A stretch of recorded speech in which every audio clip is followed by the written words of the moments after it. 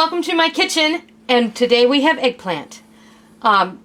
Today we're going to make baba ganoush, but I have all of my eggplant laid out, and I'm going to explain to you what we're going to do with them, and I'm going to show you how to make baba ganoush today. So let's get started.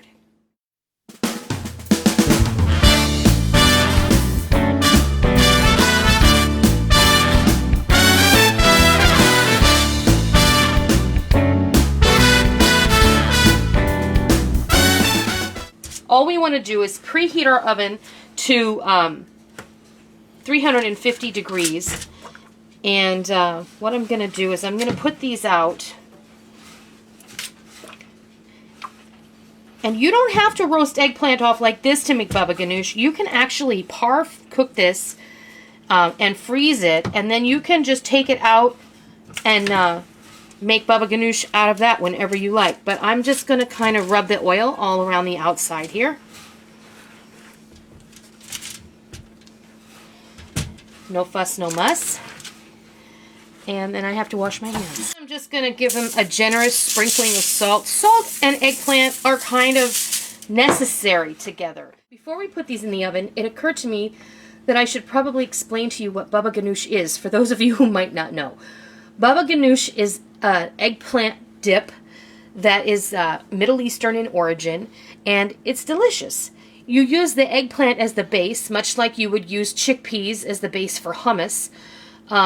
So you use the mashed roasted eggplant, and you add olive oil and tahini and garlic and salt and paprika, sometimes roasted red pepper, and it's positively delicious. And that's what we're going to make. You serve it with chips or pita or roasted vegetables. You can use it as a side dish. You can use it as a dip.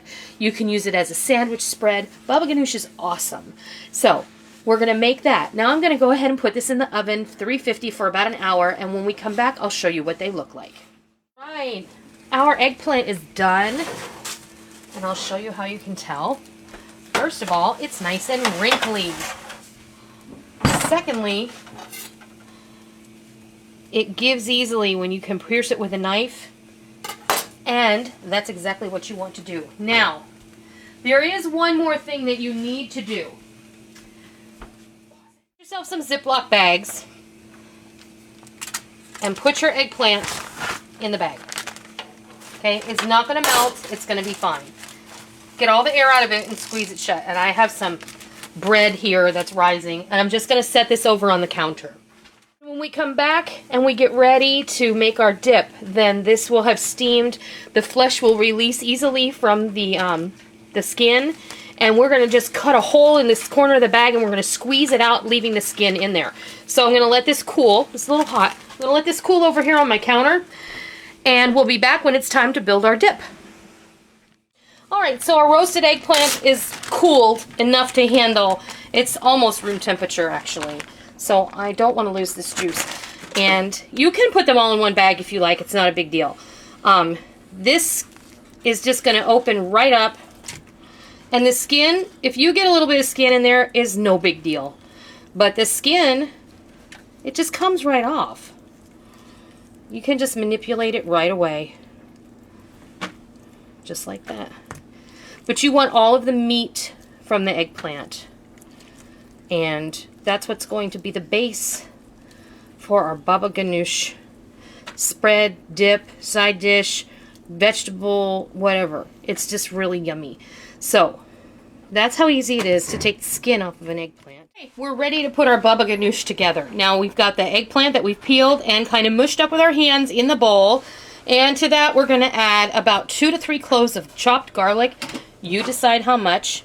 I've got about 2 tablespoons of olive oil here, as well as a 1/4 cup of tahini.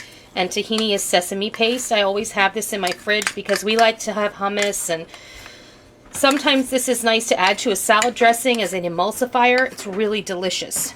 So we're also going to add some salt. So I'm going to start by adding about 1/2 teaspoon, and then we'll taste it from there. You're also going to need lemon juice. And this is the proper way to use this tool, so if you're using it the other way, that's not correct. We're going to use about 1.5 lemons, but we're going to only put in 1 lemon to start. Now, what we're going to do is I have my immersion blender. You can build this in your food processor or your blender. And, but because I just have this, I'm going to go ahead and use it. So I'm going to wazz this up.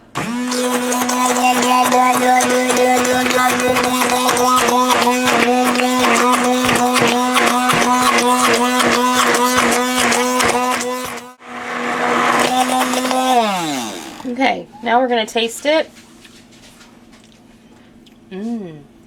I think it needs a little more salt and maybe a little more lemon juice. Yeah. I think so too. Both? Even though I've never had it, but I think that's what it needs. Let's see. Let's give it a little more lemon. A little more salt. About another half teaspoon in there. And wazz it up again.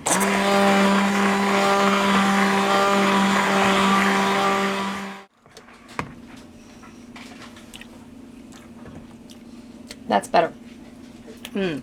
That's good. That's really good. Now, Rick hasn't had this before. I have had it before. I almost wonder if it needs more garlic. I can taste garlic. Can you taste the garlic? All right, then we'll leave it where it is.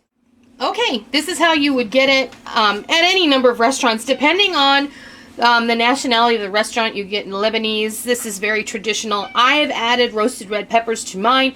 That is a personal choice. You don't have to. Some people put chopped mint, chopped parsley. I don't have any on hand right now. And Rick doesn't really like the mint flavor, so I'm leaving that out. And I don't have any parsley. So, in any case, the way you would eat this, you could have soft flatbread or pita, or you can have baked, like chips. So, you want to taste this, honey? And then you just dig in. I also drizzled some more olive oil over the top of it. That's really good. And just eat it. Another small one with some pepper on it, please.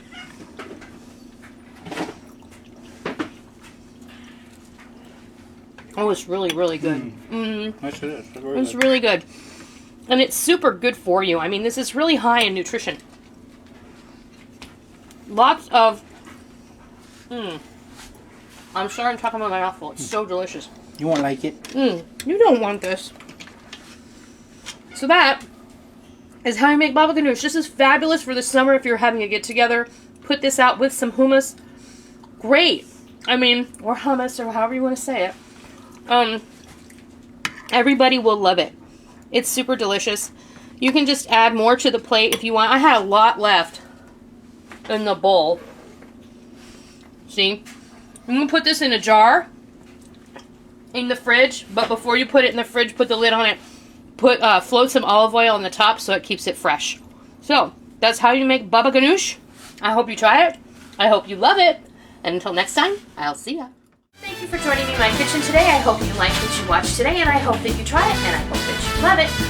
If you like what you saw, please consider hitting the thumbs up button and giving me a positive rating.